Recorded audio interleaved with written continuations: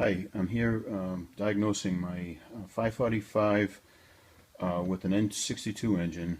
Um, had recently put the engine back together from the famous secondary airports, which were all clogged with carbon on each cylinder. So I had to essentially do pull the cylinder heads and the valves and drill out those whatever it's like a 4 millimeter, 5 millimeter hole, but you have to pull the valves to actually drill them out.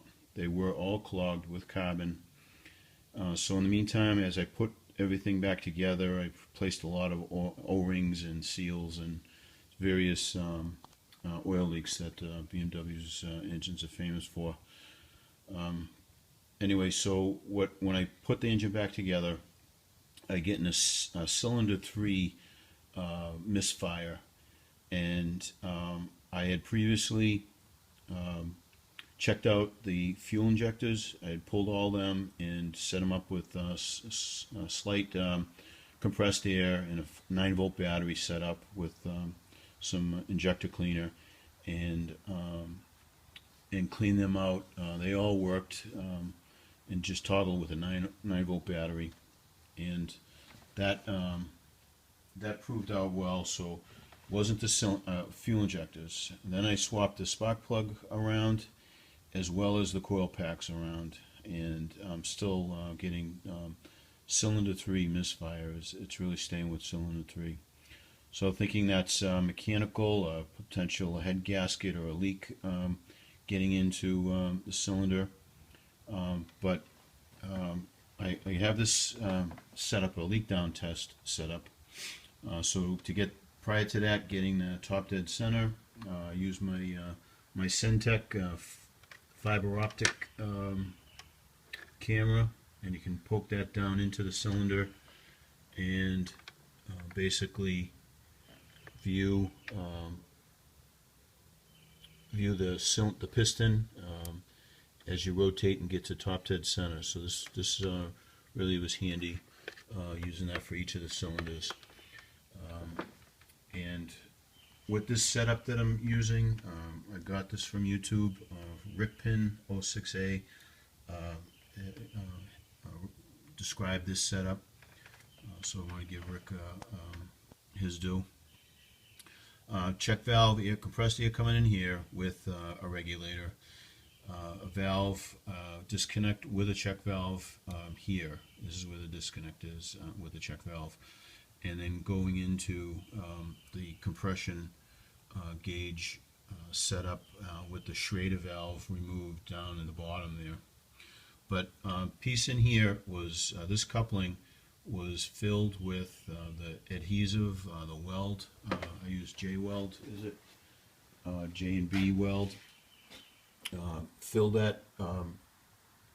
up half of the 1/4-inch coupling with that, let it dry overnight, and then drilled it out with a very small mini drill. I used a number 61 drill that I had in my mini drill kit, and all it does is provide a very fine pinhole through that adhesive to act as a backflow restrictor.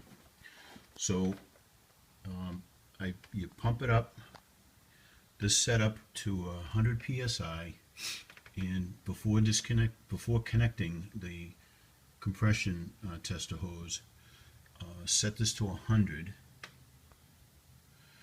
and now I have it connected, and it's just about 95, if not 96 psi. So I'm really only getting 4 to 5% loss in cylinder number 3. I went through all the cylinders, and I really have what seems to be a fairly tight setup, where cylinder 1 is got a delta of 5 psi, 2, 3, 4.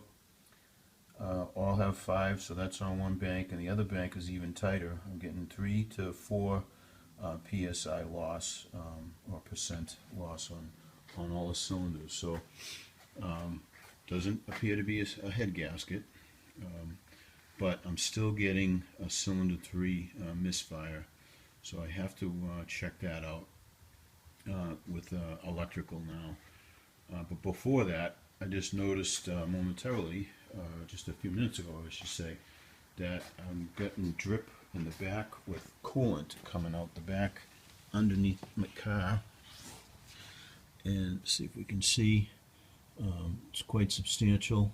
It's been dripping down there for a while. I hadn't noticed it, but it's dripping down from just behind the driver's seat on the floor under floorboard.